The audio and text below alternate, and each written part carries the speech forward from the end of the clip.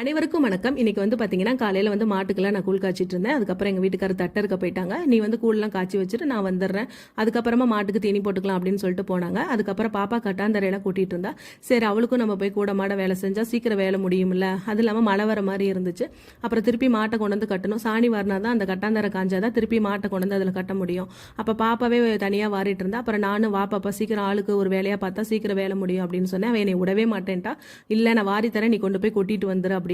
அவளோட உதவியோடு தான் நான் செய்ய முடியும். மித்த நேரம் எங்கள் வீட்டுக்காரர் வந்து என்னை சாணியில் வார விட மாட்டாங்க, நீ போ அப்படின்றவாங்க.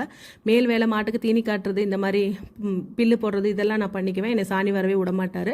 அதுக்கப்புறம் வந்து பார்த்தீங்கன்னா இன்றைக்கி வந்து அப்புறம் காலையில் கோதுமை ரவை உப்புமா தான் ரெடி பண்ணியிருந்தோம். அப்புறம் வந்து பாப்பா வந்து கோலா உருண்டை வேணும்னு கேட்டிருந்தா. அப்புறம் எங்கள் வீட்டுக்காரும் அவளும் போய் கறி எடுத்துகிட்டு வந்திருந்தாங்க. அந்த கோலா உருண்டை தான் நாங்கள் செஞ்சோம். அப்புறம் இந்த வீடியோ வந்து உங்களுக்கு கோலா உருண்டை எப்படி செஞ்சுருக்கோம் அப்படிங்கிறத நீங்கள் பார்க்கணுன்னு நினச்சிங்கன்னா மேலே இருக்க ப்ளே பட்டனை செக் பண்ணி பாருங்கள். அப்புறம் இந்த வீடியோ